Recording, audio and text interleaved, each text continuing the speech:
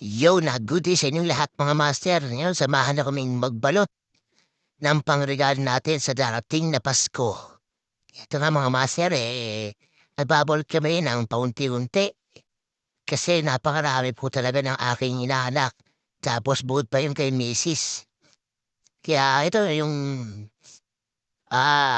nakabili tayo ng pangregalo. Unti-unti na natin binabalot ngayon para sa mga susunod na araw, konti lang yung ating babalutin. Sana nga mga master, maging masaya yung darating na Pasko, no? Kaya ito, nababalot kami ng mga stoplights para dun sa mga inaanak natin. Hindi man ganun kamahal to. Sana ma-appreciate to ng mga inaanak natin, no? Kasi pagka sobrang dami na inaanak mo, hindi ka makapag-isip ng magandang pangregalo talaga, lalo na kung wala ka namang budget. Tulad ko. Alam niyo naman yung budget natin saktuhan lang. Kaya nga ito, habang malayo pa, inuunti-unti na namin magbalot-balot ng regalo. Para pagka yung dumating yung araw ng ating pinakahihintay na Pasko, naibalot na lahat. Yan. Mahirap din kasi mga master pagka yung malapit na yung Pasko tsaka ka magbabalot. Medyo mararas ka ng usul sa pagbabalot. Baka mamaya hindi mo siya maibalot na maayos. O kaya may makalimutan ka doon sa mga inaanak mo.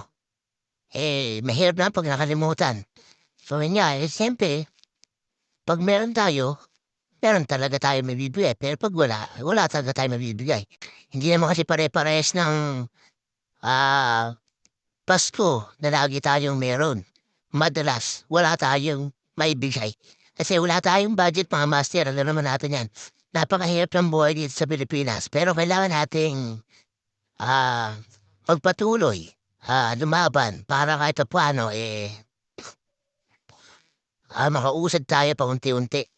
So ito nga mga master, kaya habang malayo pa, kailangan magbalot na tayo para sa mga inahanap natin. Para pagka pumunta yung ating inahanap, at paano meron silang makukuha.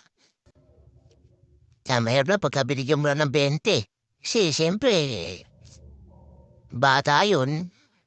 So sa bata okay. Kasi tatanggapin mo ng bata yung mga ganong yung 20, 100, 50. Tatanggapin mo ng bata yan. Yan lang, siyempre. Nakakaya din sa magulang, no? Kasi yung Pasko isang beses lang dumasa sa taon yan. Mas maganda kung paghanda mo kahit konti. Pero pag wala ka naman talagang bibigay, bakit ka bibigay?